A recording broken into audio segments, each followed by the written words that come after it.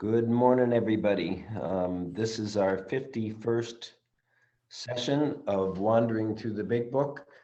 And we're on step 9, part 2, and this is February 27th to 2022.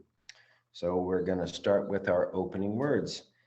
Welcome to this session of Wandering Through the Big Book. This is not a meeting of the Fellowship of Alcoholics Anonymous. There's no group conscience, no seventh tradition, no requirement for membership. Everyone is welcome. Our primary purpose is taking an in-depth look at the book, Alcoholics Anonymous, in order to deepen and strengthen our own recovery, to try to help others to do the same, and to try to become trusted servants of our fellowship. We are seeking conscious contact by trusting God, cleaning house, and helping others. And we're trying to improve that conscious contact by practicing steps 10, 11, and 12 every day and applying the spiritual principles we are learning to the details of our ordinary day-to-day lives. We will begin this gathering with a moment of silence to reflect on why we are here.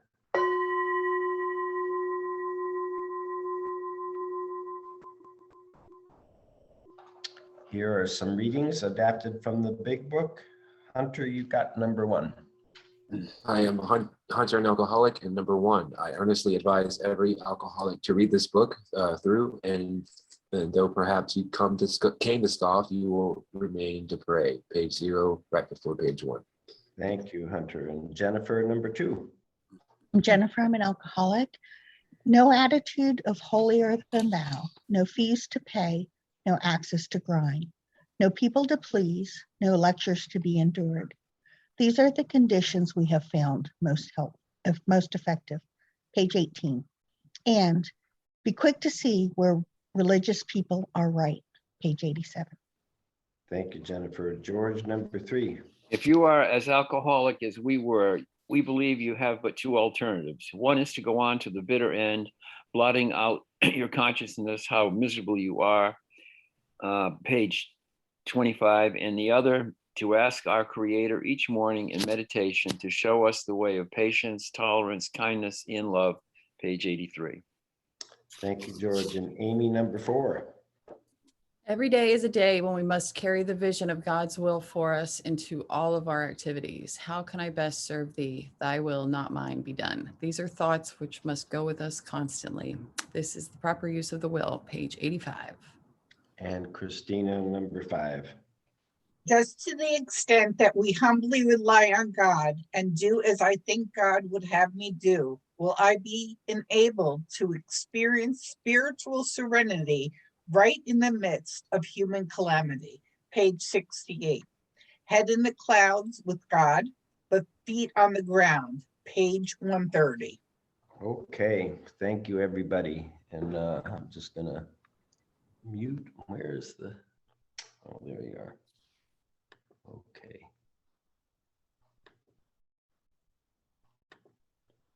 Okay, step 9, part 2.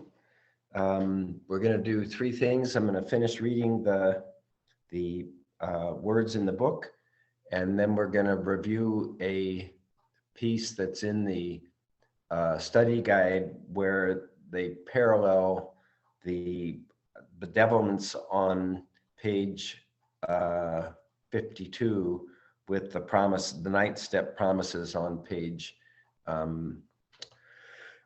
83 and 84. And then the last thing we're going to do is review a piece that also comes from the study guide. It's called, it's on page 7, step 9, page 7, self-forgiveness as escape from self-condemnation and an outcome of amends. It's a take on the amends process. So, okay. We didn't read the last pages with the top of 83. And what the book says is, yep, there's a long period of reconstruction ahead, and how a remorseful mumbling that we are sorry won't fill the bill at all. We're always going to emphasize in this fellowship that this is when we get to step 10, it's going to say, now that you've got conscious contact, now your AA life is going to really begin when you know that we're not kidding about this God business. Your next function is to grow in understanding and effectiveness. And we make these two distinctions all through the book. Understanding is a mental function, and effectiveness is a behavioral function. So this very next paragraph, you know, the spiritual life is not a theory. That's the theory is the understanding part. The effectiveness is our living it, our behaving that way, our bringing these, as that opening reading said, bringing these principles to the ordinary details of our day-to-day lives. Yeah, I'm sure you've heard the Zen Buddhist saying, before enlightenment, chop wood, carry water.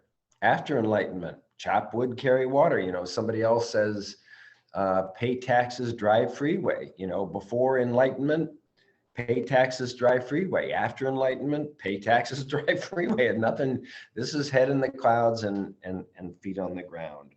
So, but one of the warnings they give you is we're sitting down with the family, frankly analyzing what's happened, and being very careful not to criticize them. Bill he's brilliant about it. He doesn't say being careful not to criticize them. You know, that's what I'd say. Be careful. He says, be very careful. You know, he'll add a little, I don't know whether it's an adjective or an adverb, but it sharpens up whatever he's saying. And then this wonderful statement that we read in the morning, which is the answer to everything, I think.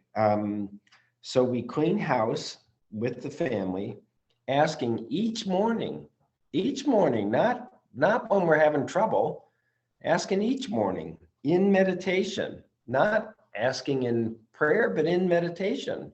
Prayer being me asking, but meditation is this listening idea, or being open to being guided.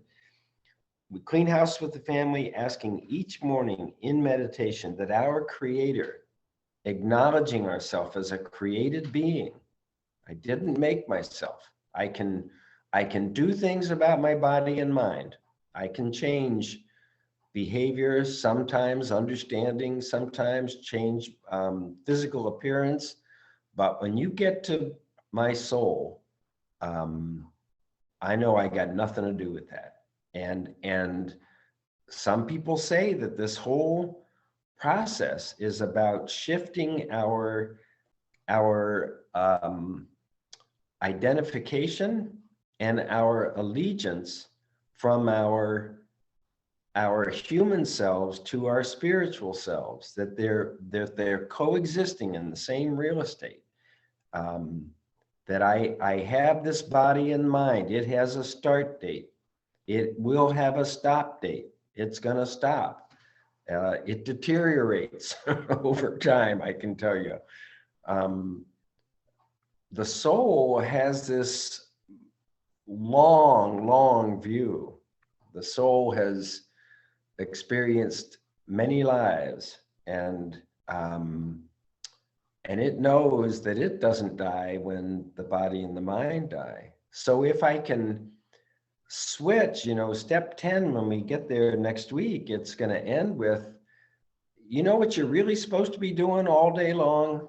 You're supposed to be asking the question, how can I best serve thee? And if you kind of substitute soul and body and mind, it's like my body and mind is constantly asking, how can I, whatever I is, best serve it?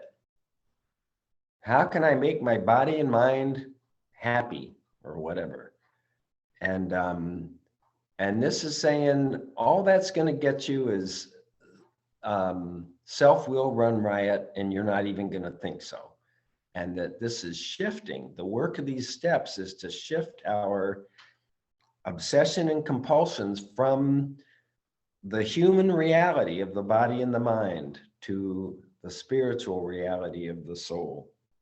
And this is so we clean house, asking each morning in meditation, my Creator, our Father, whatever, show me the way of patience, tolerance, kindness, and love. Because when I go to my human brain, it doesn't have patience and tolerance and kindness and love. All it's got is impatience and intolerance and selfishness and fear. And I got to go to spirit. I got to go to soul. I got to go to God if I do want patience, tolerance, kindness, and love. So then we go on. Spiritual life is not a theory. We have to live it. And then we should not talk incessantly about spiritual matters. Oftentimes, when a person is in relationship and the other person is not in recovery, as the first person starts getting sober and life starts seriously changing, very, very often the relationship gets threatened. And this advice is pretty important. You know, one of the little phrases, life on life's terms and live and let live. These are important things to think about, and live and let live, letting the other person be who they are and not trying to change them because you think they would do well to change. I mean, it's what we think, you know, we're wanting to be helpful, but it winds up not helping. And this is saying we should not talk incessantly to them about spiritual matters. They will change in time. And look at this. Where do they say that our behavior is what's going to convince them, not our words? Anyway, it's somewhere there. Our behavior will convince them much more than our words. And we've got to remember that 10 or 20, you know, I'm always embarrassed. 50 years of drunkenness, 10 or 20 or 30 or 40 or 50 years of drunkenness would make a skeptic out of anyone. This next paragraph mentions a technique that personally I've found really important, and that is when you're in the thick of a difficult relationship, and it doesn't matter whether they're alive or not. You know, so many of us carry deep feelings for our early lives and our parents and siblings and different things. And what this paragraph is going to say is we send them an honest letter. Well, this idea of writing a letter to another person is just a wonderful, you don't have to send it. You don't, that's a very important part of it. But just writing a letter and seeing what you say when you know you're free to say whatever you want because they're not present, and you're not trying to figure their reaction to what you're saying. You just write an honest letter from your heart to whoever. As I say, if they're gone, there's no way you're going to send it to them. And if they're available, you may never send it to them. But I promise you, it will really help. It can help clarify what happened and how you feel about what happened, and may even give you some leadings as to things that you could do to make that relationship feel better. So, and then the advice, be sensible, tactful, considerate. This is, you know, self-centeredness is at the very heart of our difficulties. We make everything about us, and trying to get a feeling for somebody else's point of view or for somebody else's reactions or whatever it is I think, critical to our spiritual progress, to be able to not make everything about us. And humble, obviously, not taking credit for what's happening in our lives. That's a denial of the power of God. So they move from there into the promises, and so what I want to work on is this little. If you got the study guide, it's page 5, and it's just got the promises.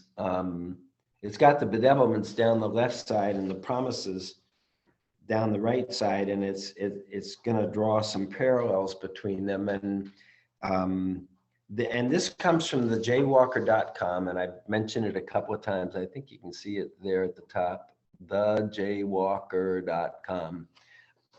Some wonderful material there, and worth taking a look at. And this comes from that, along with worksheets on resentment that we've talked about before that are in the study guide. And I don't remember. I would love to go back and find out what meeting number we talked about the bedevilments,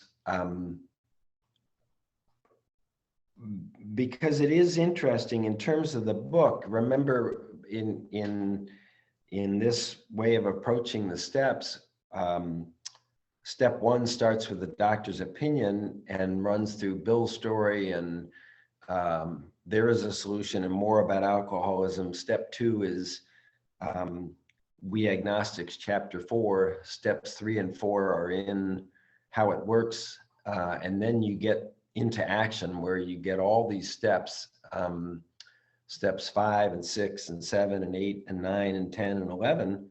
And then the whole rest of the book is about step 12, essentially. And there are only 30 pages between these bedevilments on page 52 and these promises on page 83. 30 pages, although it obviously takes longer than 30 pages to run through that stuff. In any event, many people will say that the bedevilments are symptoms of untreated alcoholism, or somebody might say, substitute the word agnosticism for alcoholism, that the bedevilments are symptoms of untreated agnosticism.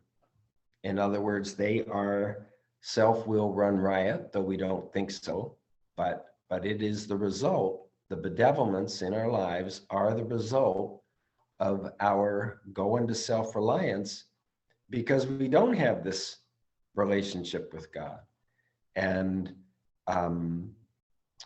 this relationship with God, in the next piece about self-condemnation, and I'm going to run through those 3 different levels of miracles in our program. And just because I'm talking about it, I may as well do it now. But the first one is the miracle in step 10, that we're not interested in drinking at all. We could care less about alcohol. It's a promise of the 10th step. And we recognize that we didn't make that happen. We can't take credit for the fact that we have no interest in alcohol after whatever period of time it was that we were totally obsessed with and under the influence of alcohol or whatever else has been running our lives. The second miracle is, I'm blanking on where it is, but it'll say later on, but it's in We Agnostics, where we become aware that this consciousness of whatever you call it, it uses the word God, but it's whatever, of the spirit, of the whole spiritual dimension as a real thing. The consciousness of the presence of God is the most important fact of our lives. That's something. That's a step up from not being interested in alcohol. And the third one is in the fifth step promises. We will feel as though we are walking hand in hand on a broad highway, walking hand in hand with the spirit of the universe. That means living in relationship with God. That's what we're after. That's what we get with 10, 11, and 12 on a daily basis. This whole idea of relationship and a successful relationship that feels good, that where we feel good about our lives. You know, I have spent my whole life not enjoying my life, and I could always find something wrong or something that needed to be different. And the other day, I don't know, I'm going, wow, there's nothing that needs to change, you know, that's a brand new experience. Nothing needs to change. I am okay right here, right? I'm better than okay. You know, people ask how you doing. I always go, okay.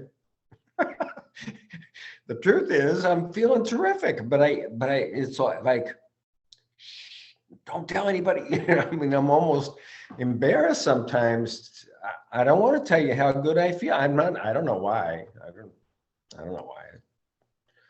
Probably because if you said that to me, I'd put you right on my resentment list, you know. You wait, something's going to happen. But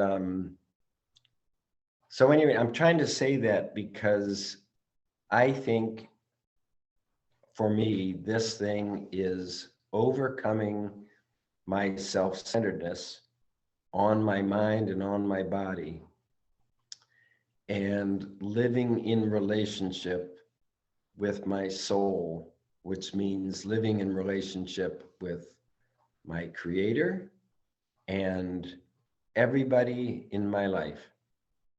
And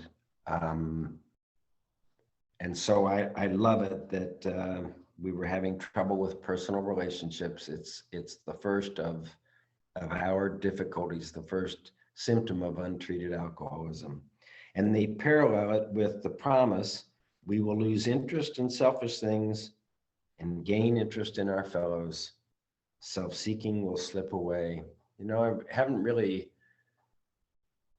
there are several pieces of spiritual literature that are called fruits and gifts of the Spirit. It comes from biblical passages, and patience and tolerance and kindness and love. Those are considered fruits of the Spirit. And impatience, intolerance, selfishness, and fear, those are fruits of self-reliance, self-will run riot, that I usually don't think so.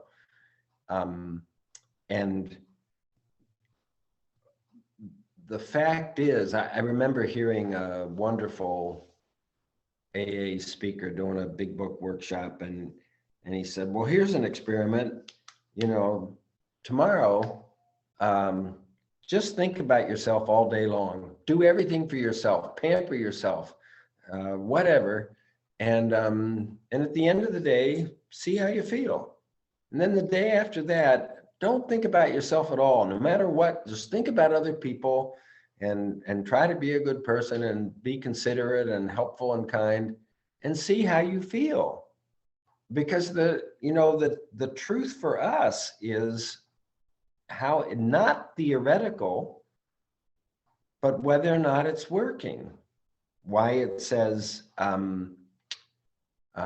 first of all, we gotta quit playing God.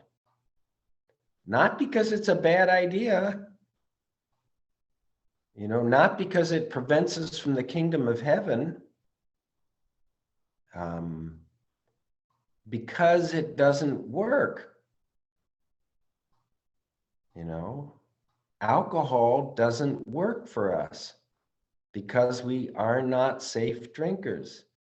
Our bodies do not tell us to stop.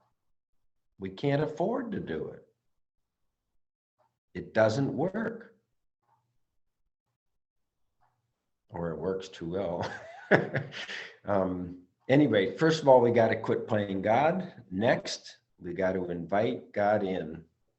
And this is what we're going to get to in the next part of this thing, is what kind of space am I inviting God into, right? I mean, if I do want to invite God into my life, there's got to be room in my brain for God. And if I'm full of resentment, fear, and remorse, those are the biggies. Those are the things that we inventory. If I'm full of ill will toward everything and everybody, and I'm full of fear toward everything and everybody, and I'm full of guilt for the selfish, self-centered, self-seeking person that I've been, where's there room for God? It couldn't get in there even if I'm, please. And why these steps are so fabulous in their house cleaning effectiveness. Oh, I forgot to mention, I'm shifting gears, but and then the final part of that. First of all, 1, quit playing God. 2, invite God in. And we're given these relationships to invite God in as our director, and we're the actor, as our principal, and we're the agent, as our parent, and we're the child. Those are the 3 we're given, but you can do it any way you want. But there's a third important component if we want to match the human calamity with serenity. And that's, we got to do as directed. And that shows up in the 3rd step promise. If we keep close to our new employer and behave the way we think our new employer wants us to behave, we will be given everything we need. Quit playing God, invite God in, do as directed. That's living in relationship with higher power. And that ultimately overcomes our selfish self-centeredness. So just one more thing before I go on the next one, that Joe and Charlie did this wonderful thing. I think they were trying to make the point that we don't graduate, and getting through amends or getting into amends, it's what we need to do in order to be able to do 10, 11, and 12 on a daily basis. And they are not maintenance steps. They are improvement steps, 10, 11, and 12. Once we really understand what we're trying to improve, which is our conscious contact or our relationship with life. So they read these promises, but they add a line. So this is the way Joe and Charlie would read it.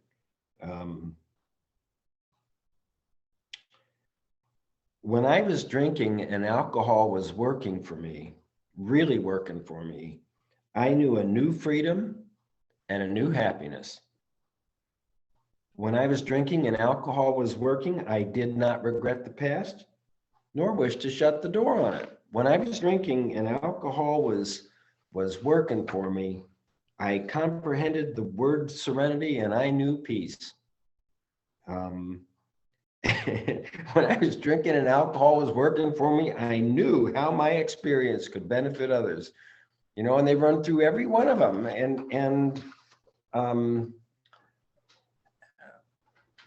And so I just wanted to say that. So, all right, I'm back to this worksheet from the jaywalker.com, and trouble with personal relationships. We lose interest in our self-centeredness. We gain interest in life, the rest of the world. We couldn't control our emotional natures. We will comprehend the word serenity. We will know peace. We were a prey to misery and depression. Our whole attitude and outlook upon life will change. We couldn't make a living. A lot of people add that was satisfying because it's, You know, it's like that never enough idea, or I never get enough credit or enough money for what I'm doing. Fear of people and of economic insecurity will leave us. They match it up with that promise. We had a feeling of uselessness. That feeling of uselessness and self-pity will disappear. I'll tell you, that's what I love. I feel so much better feeling useful. I really love, you know, that story and more about alcoholism, the last story, the fourth story, Fred. I have since been brought into a way of life infinitely more satisfying and I hope more useful than the life I lived before. That's what I want. It just feels so much better. We're full of fear. We will intuitively know how to handle situations which used to baffle us. We were unhappy. We're going to know a new freedom and a new happiness. We couldn't seem to be of real help to other people. No matter how far down the scale we have gone, we will see how our experience can benefit others. I'm telling you, for me, this is one of my favorites. It took me a long, long time to get here. And I have felt embarrassed and sometimes questioning about that. You know, why did it take you so damn? Of course, I know the answer. I believed my own thinking. You know, one of the most startling lines for me in the book is on page 49 when it says in We Agnostics, rather than consider myself an agent of my creator, living in relationship with my creator as its agent, you know, I believe my own thinking. That's what it says. I choose to believe my own thinking. And my own thinking kept me drinking for nearly half a century. That's why, you know, it just sounds so funny in this world of ours. You know, step one, don't believe anything you think. Can you imagine? I mean, how people coming into AA, if you, well, here's what you got to do. Don't believe anything you think until you can get to step 11 and you can ask God to direct your thinking. That's the only condition under which you can believe your own thinking, is when you've asked God to direct it. And of course, when you're new in AA, I don't have a clue what you're talking about. What do you mean? Ask God to direct my thinking. That's ridiculous. Anyway, so I love this promise because what it's saying is no matter how bad your pain, no matter how many despicable things you feel you did, no matter how tense and anxious your relationships were or are, when you see how that experience, your experience overcoming that, how could be helpful to another, we get redemption. All of a sudden, the pain and the agony was worth every minute of it.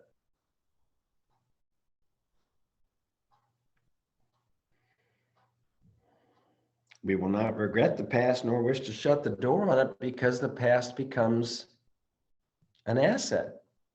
It becomes something positive to apply to the future. And most of all, we will set, this is conscious contact.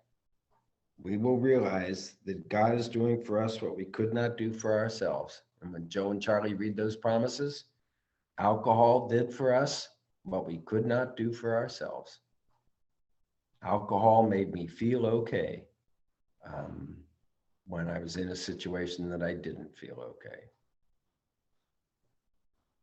All right, so now the last part of this. So this is, I'm looking at the study guide, step 9, pages 7 and 8. And the idea here is how the making of amends can be motivated by trying to overcome self-condemnation. Now, I do not believe that that's everybody's problem, but I know it's my problem. Self-condemnation has plagued me all my life. It's never made me feel better. It only makes me feel worse. And I've been self-condemning enough to get powerless over it when it happens. And I wound up laying in bed pretty much 20 hours a day for an extended period of time. That's how powerless I was over it. But the great gift of that, looking back, was that I know in no uncertain terms how hard I have to work at this on a daily basis if I don't want to go back there. I'm not worried about alcohol. That's the funny thing. I'm worried about self-condemnation. I don't want to go back there. And that means I got to do the full Monty here. I got to do the triangle and the circle. I've got to do the circle is prayer and meditation, and the triangle is meetings of our fellowship, one-on-one relationships with other alcoholics, and acts of service to life, not just to the fellowship, to life. And I got to do them all every day. And when I do that, the gift is being able to watch the, it's a horrible thing watching this insane ego attack Ukraine. Nobody wants him doing it. Even his own people don't want him doing it. And he's going to do it. When's the last time you heard a person like that say, oh, sorry, I was wrong. I'm going to, he'll blow up the world in the name of his own ego.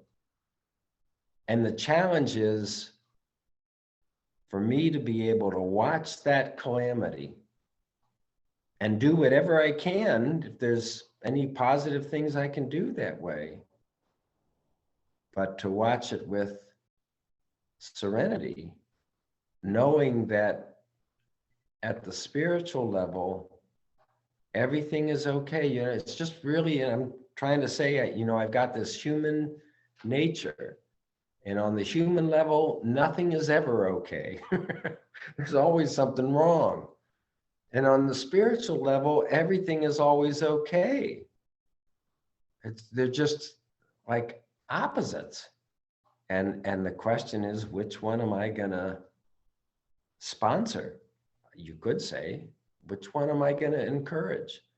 Am I gonna identify behaviors that help me feel good about my life and stay away from the things that don't?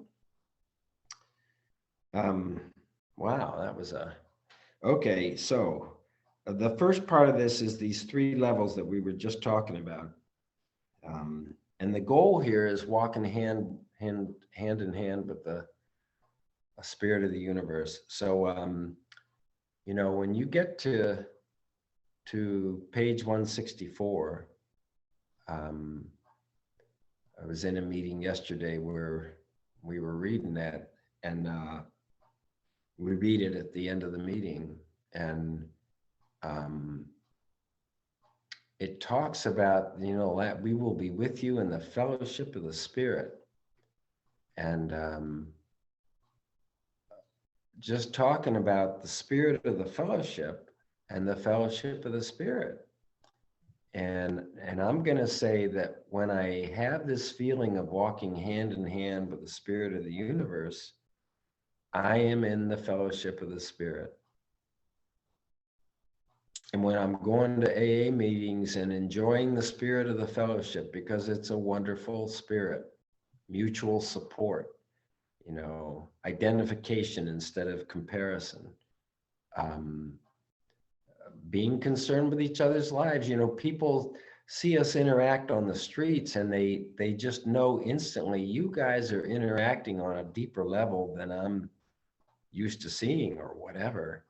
You know, that's why they call us a cult.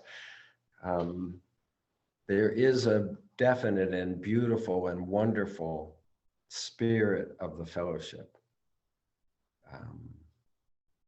But the goal is to feel in the fellowship of the Spirit. And that is to walk hand in hand with the Spirit of the universe. Anyway, so let's see, so the first paragraph is the first level. Second paragraph, that all of a sudden this relationship with God becomes the most important fact of our lives. And the third paragraph is this relationship is working. I feel good about this relationship and it's working. Fourth paragraph says, well, to get to that, some of us, it's not everybody, some of us have to overcome our self-hatred. That's the one for me. And the way we are given to do that is through step 9. So really, if you find yourself, you know, you're thinking about a relationship or a deed or a situation, and you can identify any self-condemnation or self-hatred going on there, then you can start asking yourself the question. And if you're working with a sponsor, and asking the sponsor, and if you feel like, if you're doing prayer and meditation, asking in prayer and meditation, give me an idea, something I can do to help me overcome my self-condemnation in this area. And it doesn't have to be, I mean, it just give me an idea, just one idea. And it doesn't have to be with that person or in that situation. It could be in an entirely different situation where you take whatever is making things go badly and you try to do something to make it go better. To get to that, we have to overcome self-hatred, and where we're given to that through step 9, our objective, forgiving God. Well, this is personal, forgiving God for this terrible life I've been given, liar, and forgiving ourselves for what a mess I made out of it, so that I can invite God into a clean and open space where God can do God's healing and loving work. I got to create room for God. To the rescue comes our dear Emmett Fox and his 7 great mental laws. Well, one of,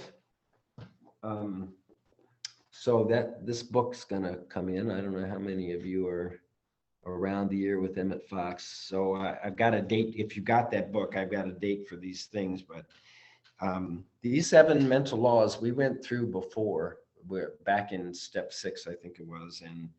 And one of those is that what you're consciously thinking does not matter as much as what you're unconsciously thinking. He calls it the law of the subconscious. And in another way, he says, in the mental world, you've got content and you've got feeling. And feeling is more powerful than content. So if you're thinking good thoughts, but you have no feeling with it, not much is going to happen. And if you're thinking bad thoughts, and you do have feeling with it, it gets worse. So what he says is you have to go through some sort of subconscious cleaning out, or it will keep running your life. And the way we're given to do that is 4 through 9. That's how we clean out the stuff that's subconscious, that's actually keeping God out. I gotta speed up here. Okay. To the rescue comes dear Emmett Fox with his 7 great mental ideas, the last of which is called the law of forgiveness. And it's January 27th in the reader if you want to look at it. It is an unbreakable mental law that you have to forgive others if you want to demonstrate over your difficulties and make any real spiritual progress. You must forgive injuries, not just in words or as a matter of form, but in your heart. You do this not for the other person's sake, but for your own. Resentment, condemnation, anger, desire to see someone punished are things that rot your soul and fasten your troubles to you with rivets. They, self-condemnation, fetter you to many other problems that have nothing to do with the original grievance. And then the original of this, which is in one of his books, Make Your Life Worthwhile, it'll be on page 28 if you have that book. This is important. Forgiveness does not mean that you have to like, he calls him the delinquent. Don't you love it? You don't have to like the delinquent or want to be with them, but you must wish them well. So if you got people on your resentment list and that resentment is still alive, the goal is to wish them well. And it's why so often you hear to pray for this person that you're resenting and to pray that that person experience all the good things in life that you want to feel, which are going to come down to patience, tolerance, kindness, and love for me. You must wish him well. You must not be a doormat or allow yourself to be imposed upon or ill-treated. You must fight your own battles with prayer and justice and goodwill, but you must forgive. And then he addresses this again in his commentary on the Lord's Prayer, which in the reader is February 13 through 17. And I'm sorry to read because sometimes, well, but I have to. Having told us what God is, what man is, how the universe works, how we are to do our own work, what our true nourishment is, this is the Lord's Prayer, the beginning of the Lord's Prayer, and the way in which we can attain it. Now comes the forgiveness of sins. This is the central problem of life. Sin is the sense of separation from God, the major tragedy of the human experience, as opposed to the, in parentheses, I'm writing, God is everything. You know, this is the idea that either God is nothing, or I am not, or you are not, or there's something wrong here. We try to live apart from God. If we are to face this separation from God, we must extend forgiveness to everyone. We cannot seek the kingdom of God without being relieved of our own sense of guilt. We cannot demand our release before we have released our siblings. Forgiveness of others is the vestibule, the entryway, the gateway to heaven. We must be rid of resentment and condemnation of others. We can't forgive ourselves until we have forgiven others. So amends, if your prayers are not being answered, search your consciousness to see if there is someone you have not forgiven. And then what happens for me in that is, yeah, I haven't forgiven me. I've forgiven my parents. I've forgiven my siblings. I've forgiven my ex-wife. I've forgiven lots of people, but then comes me. And I had to approach amends from the standpoint of, would I like to be treated the way I treated them? And when I get that big resounding, no, I sure wouldn't. Then I got something to go on, and I got to start treating people differently if I want to overcome my negative attitude toward myself. And that's what that next paragraph says. Fact in the middle of fact is living under the tyranny of my own frightened and selfish human personality. I have been seriously misguided by my very own mind, my own self-reliance, regardless of how well-meaning I may have been. I will claim to have been well-meaning all my life. All my life. I've never doubted that. But my own self-centered, obsessive selfishness has gotten in the way of that, has blocked that. Now, how on earth am I going to receive God's love when I'm so busy hating myself? That's the conundrum. You can't, when you're busy, when I'm hating myself, I hate everything, and I'm pushing this, I'm pushing it out there. How am I gonna invite God in when I'm doing that? How am I going to succeed in inviting God in to heal my soul when all my old ideas of resentment, fear, and remorse, plus self-hatred born of self-condemnation, are standing guard at the door of my consciousness, preventing the entrance of God's healing love? The result of this self-condemnation for me, major and deep depression that I was powerless over and got hopelessly lost in morbid reflection. What to do? Make amends to life by behaving differently, pray for relief of the bondage of self, ask to be shown the way of patience, tolerance, kindness, and love, act according to the way shown. Play the role I've been assigned to the best of my ability. Pause, ask, listen, do. Steps 10, 11, and 12, all the time, one day at a time. How can I best serve thee? Not how can I best serve my human body and mind. Thy will, not mine, be done. Walking hand in hand with the spirit of the universe. May God bless us and keep us until then. Okay, gone on a little long here.